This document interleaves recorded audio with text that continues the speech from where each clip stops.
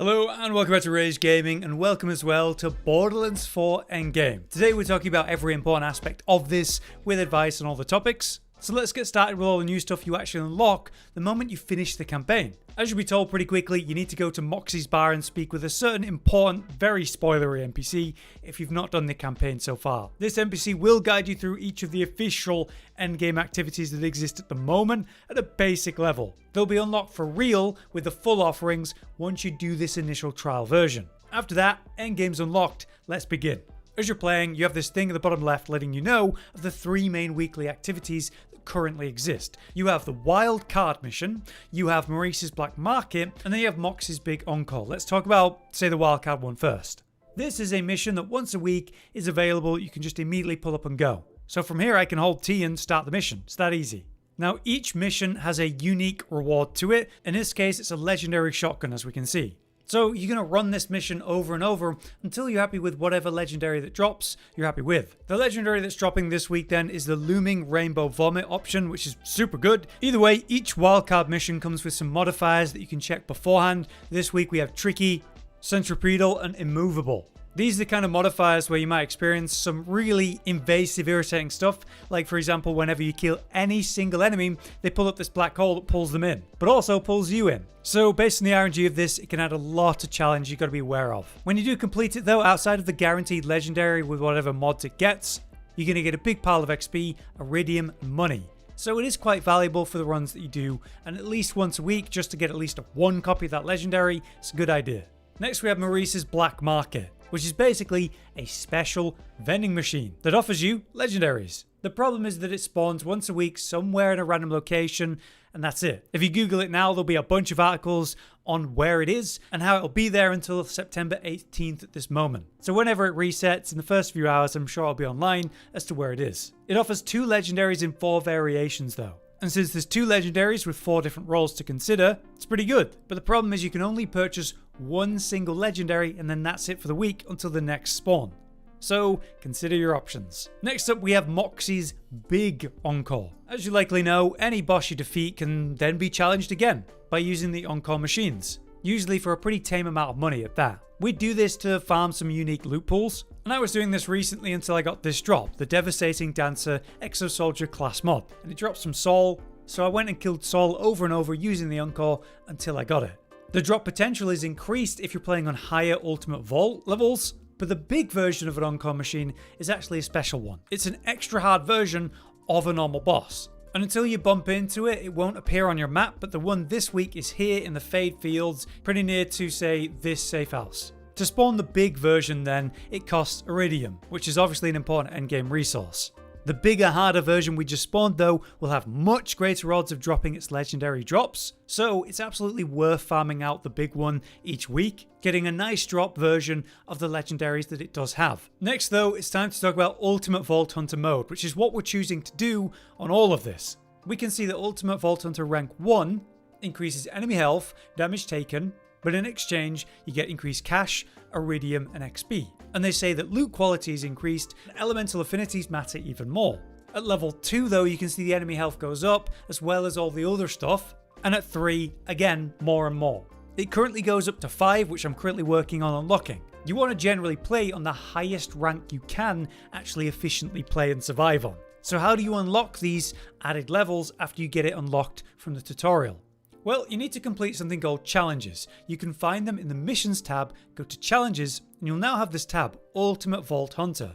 If we scroll down, we can see where it all begins. The quick missions that we unlocked to unlock it originally. To unlock Ultimate Vault Hunter 2 then, you need to have done the wildcard mission, Rush the Gate, which only unlocks after you do Songs Over, Bio Break, Omega 86, and no points awarded. And what this is going and killing one specific special boss in one specific location. So take this one, kill Bramble Song in the abandoned Auger mine found in the Terminus range. We have a look for wherever that is, here it is. We have Bitter Vein, and inside at the back as you progress it is Bramble Song. The first time you kill it, you'll get that challenge done. Next is Omega 86 though. Kill Bio Armored Omega Thresher. There's a small problem with this one. As it states, it requires previously completing the side missions, 1 gassy issue and 1 slimy issue. So this is over by the Locust production facility. The The side quest is found here at Sumpview Falls. It's just on this location at Lakeside Properties. It's an NPC that wants your help getting into a lab, and through that quick quest line, the first one being one gassy issue, you can unlock a resource that lets you progress new areas in the city. So it's worth doing irrelevant of that. The follow-up, one slimy issue, leads you into the mini-boss fight for the Omega 86 challenge. So simply completing one slimy issue, the side quest, will get you that challenge done.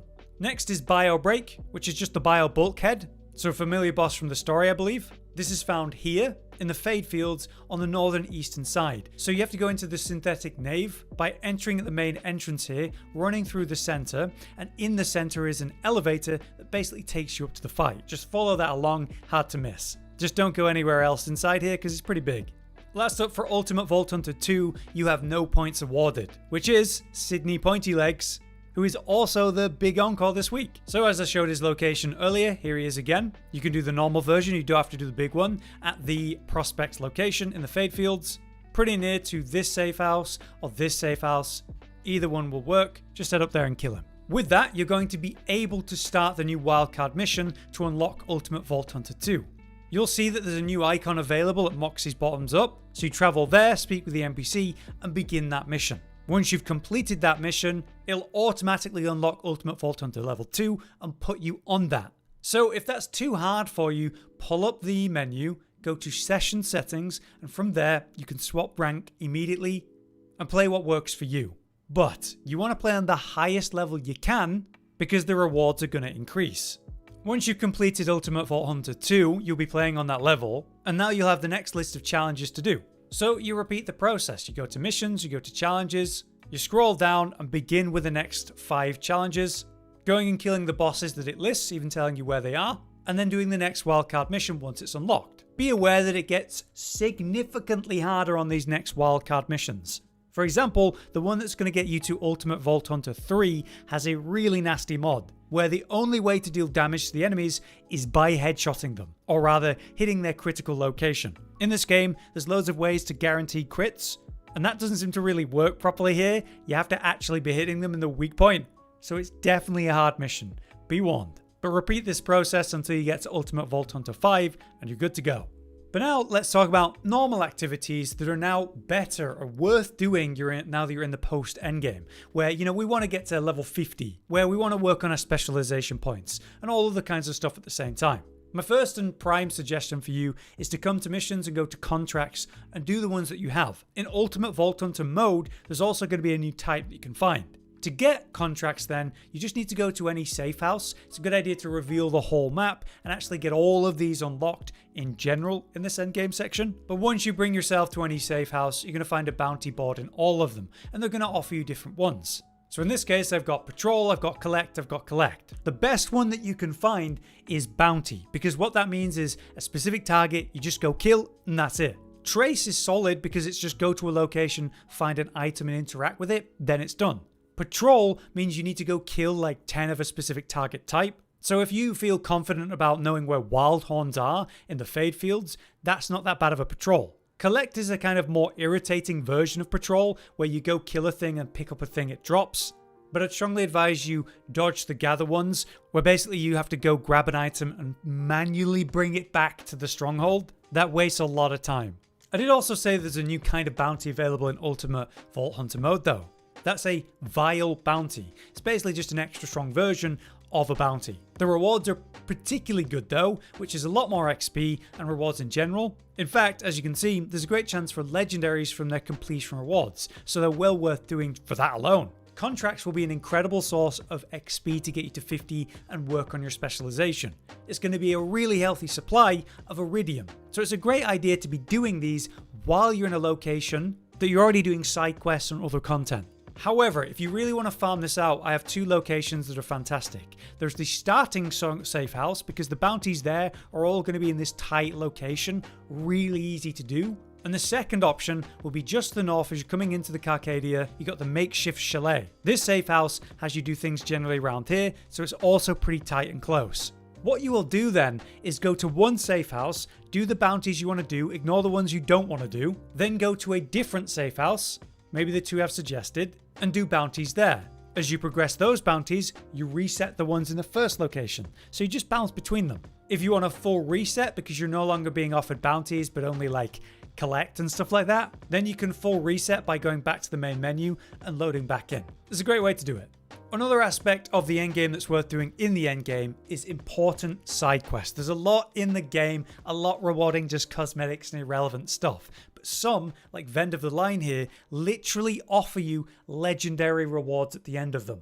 So for checking what side quests you might care about doing, you could always just explore and find the blue exclamation mark and see what's there. In this case, we've got a bit of XP and a bit of money, so I wouldn't really care about this one. Whereas when I hover over this one, we can see that there's some cosmetic rewards, improved XP, improved money, and a drop.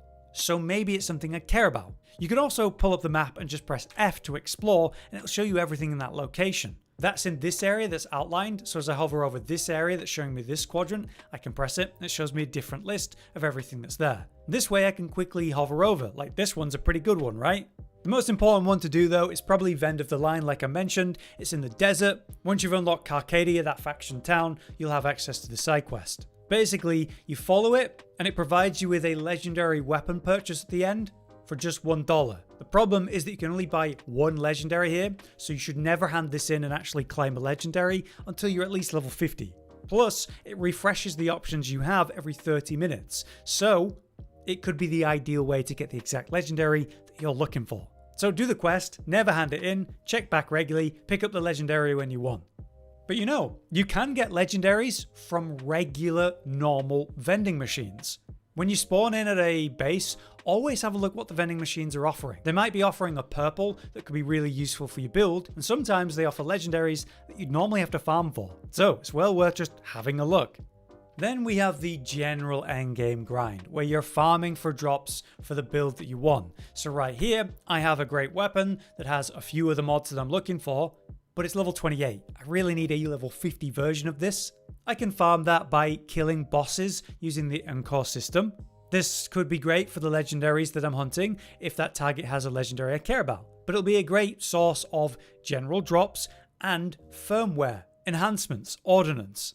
So an important thing to think about is the firmware. These are your set bonuses that are going to give you really potent stuff. For me right now, I really want one in particular that's going to help me with action skill cooldown rate, so I want 3 levels of this if I can get it. Well, there's a simple trick to resolve this issue, which they actually quickly show you, but I want to highlight it in this video. In any of the major faction towns, you're going to find a transfer machine. And what this does is it lets you put something in that has a firmware, delete that item to put the firmware on something else. So let me show you an example. Whenever I'm playing the game, I'm always picking up any firmware drops that are relevant. So take this one. I don't care about this item at all, but it has a firmware gadget ahoy on it. Even greens can have firmware on them. So what I've done is I've just pulled a couple items out of my bank that has that mod on it that I want. So right now I have Action Fist, which is completely irrelevant to my build. I don't care about melee damage on this build. So firmware on a class mod has to come from another class mod. I'm going to delete something here, like this one that has the firmware on it that I want. And I'm going to take that and put it onto the slot that I care about, the Devastating Dancer that I want. The result is a Devastating Dancer with the firmware that I want. And just like that, I now have a second level of that firmware of the thing I care about. And so I continue to hunt for these slots to get 3 out of 3. So that's another part of the endgame journey. The absolute last thing I should mention is at least a bit on specializations, which overall seem more intimidating than they are. There's a lot of diminishing returns here, so I don't want you to feel too pressured to grind this, but I will say that 40 points invested into the specialization is kind of the goal. After that, it's extremely small returns. The reason for that is you have the top 4 here, then you have the bottom 3. The bottom 3 on average are going to be more relevant. Maybe you're doing an Ordinance build, you want Gadgeteer. Maybe you're doing a status effect build, you'd want Killer. Maybe your build centers around maximizing your action skill, like me, and so you'd want Daredevil. Otherwise, the initial lines are just kind of generic, or fine to dump your points in and respec out of when you know what you want. In between that are these 4 slots, which can provide some really potent stuff. Like my action skill gains a chance to critically hit. Like my action skill now benefits from increases to gun damage. The more points you actually invest into the specialization, the more of these slots you unlock, 4 total at the end. And to access these lower down ones, You have to first put 10 points into the 2 ties that connect it. So in this case, I had to put 10 points into Sharpshooter and Runner to reach Daredevil, even though I don't care about Runner, where Sharpshooter was at least useful. My advice is think about the core of your build. What do you need? Would it benefit from Gadgeteer, Killer, or Daredevil? And then get the 10 points in either side to get to it. Consider your special mods that are down here, and how impactful would that be for your playstyle and build. But in general, leveling to get to level 50 and gaining any XP will give you specialization points at the same time. And once you've got 40 points spent, it really isn't that big of a deal, so don't fret too much. For now then, that's most of the endgame we have at this exact moment, other than maybe hoping for the ultra rare Phosphine drops. There is some interesting stuff coming up in the near future for the endgame. Currently, our roadmap tells us of an upcoming seasonal mini event. It'll introduce some new legendaries, cosmetics, and a new weather variant. It's called Horrors of Kairos, and so if I had to guess, that might be the Halloween event. Otherwise, coming up, there's also going to be the first bounty pack, and then the first invincible boss. Those are basically raid bosses that are going to be extremely challenging, should be the hardest content of the game. This new raid boss will provide new legendaries and will also lead into the 6th level of Vault Hunter mode, which currently doesn't exist. So I guess they're giving us time to get our builds ready for that, reach Vault Hunter level 5, and then challenge the raid boss when it drops. Until then, that's basically everything endgame. We'll continue to cover all things useful Borderlands 4. If you guys have any advice or tips, let us know in the comments. But for now, I've been Hollow, you've been you. Thanks for watching. Josh, Cotton, and Hollow with the videos, dropping the humor like a hammer on your tippy toes, bringing entertainment on a daily arrangement to take our insanity and turn it into entertainment. Yes, I said entertainment twice, to reiterate that it is nice to look into your faces on a mostly daily basis when you let us in your homes to make the whole world a stage. Goodbye.